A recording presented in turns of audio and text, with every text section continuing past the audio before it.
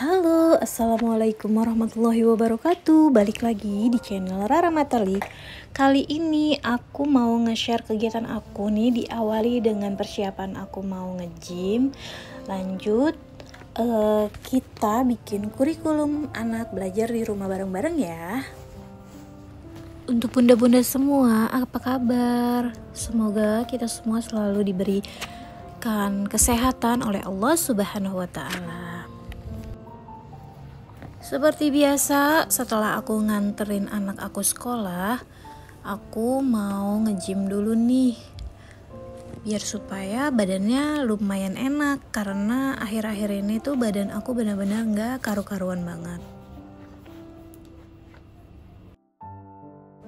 Bener-bener tuh ya, akhir-akhir ini tuh ada aja yang aku rasain di tubuh aku ini. Entahlah kakinya kram atau kepala pusing, pokoknya ada aja lah. Nah, di sini aku mau persiapan ini sekitar abis maghrib, udah mau isya, sambil nunggu anak aku ngaji. Jadinya kan sepi, nggak ada yang ngerecokin. Biasanya kalau aku bikin konten gini pasti anak aku tuh ada aja dah yang bikin berantakin buku-buku ini, coret-coret. Pokoknya kalau misalnya aku bikin konten tuh, kalau nggak dia lagi tidur, dia lagi main atau lagi nggak di rumah. Nah, di sini seperti biasa aku udah bikin coret-coretan nih sebelum aku dikasih uang gajinya suami. Nah, di sini aku udah coret-coret dari handphone, terus aku pindahin ke laptop, baru aku print. Di sini Desember, semoga di bulan ini kita semua diberi kelancaran dengan apa yang kita inginkan. Semua urusan kita tuh beres semua ya bunda ya.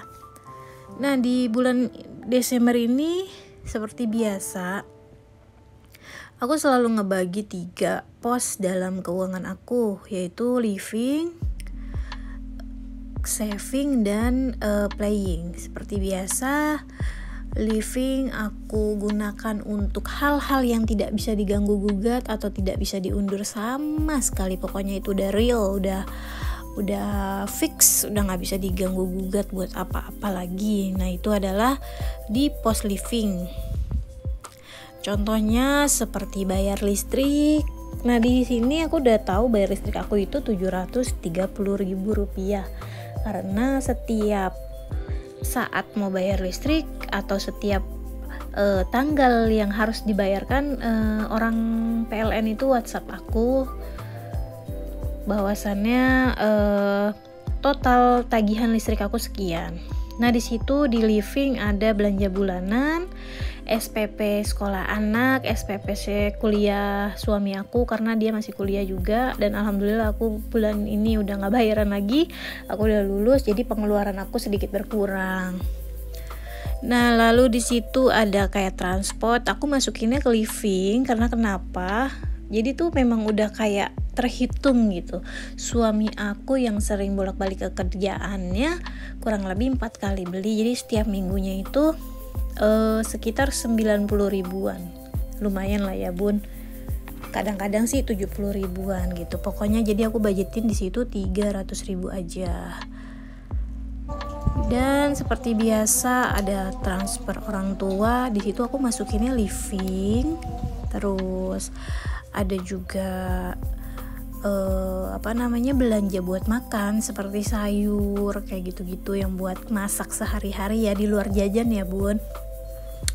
Nah, lalu di sini di pos kedua aku tulis yaitu saving. Nah, seperti biasa karena pengeluaran aku lumayan besar, jadi di sini savingnya lebih sedikit dari biasanya, tapi tetap aku bagi dalam 3 pos, yaitu pendidikan anak, dana darurat, dan biaya tak terduga. Kenapa aku tulis biaya tak terduga? Karena di setiap bulannya itu kan kita nggak ada yang tahu ya, apa ada yang mau khitan atau ada kondangan atau ada saudara yang sakit gitu.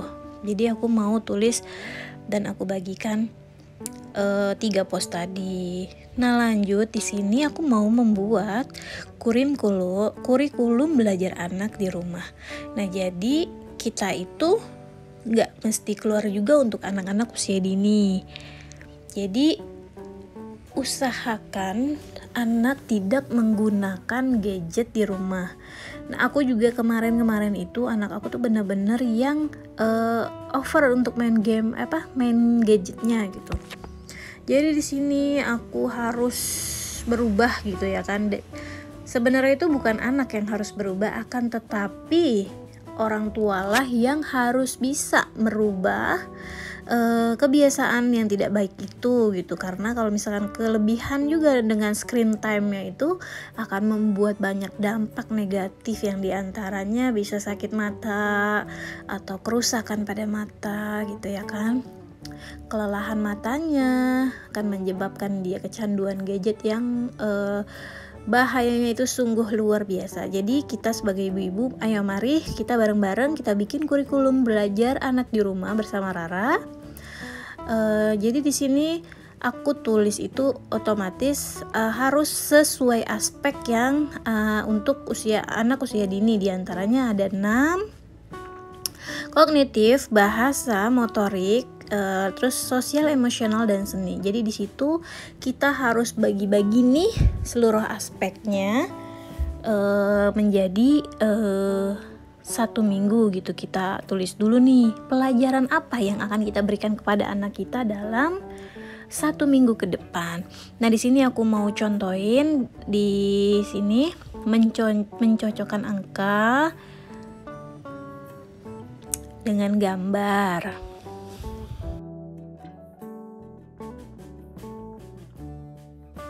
Mencocokkan angka dengan gambar. Jadi aku di sini tulis dulu, kita ulang dari dasarnya dulu ya, dari angka 1, 2, 3, 4 sampai 5 dulu untuk anak usia dini. Anak aku usianya 4 tahun.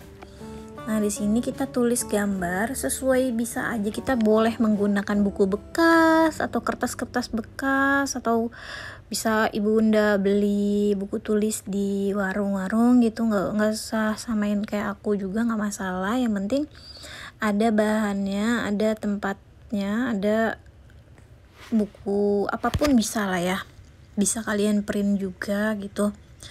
Nah di sini juga untuk kognitifnya buatlah angka 1 sampai 5. Nah di sini bukan cuman anak menulis saja ya bun, tapi kita juga harus ulang lagi, ini angka berapa, 1, 2 seperti apa, 3 seperti apa, seperti itu.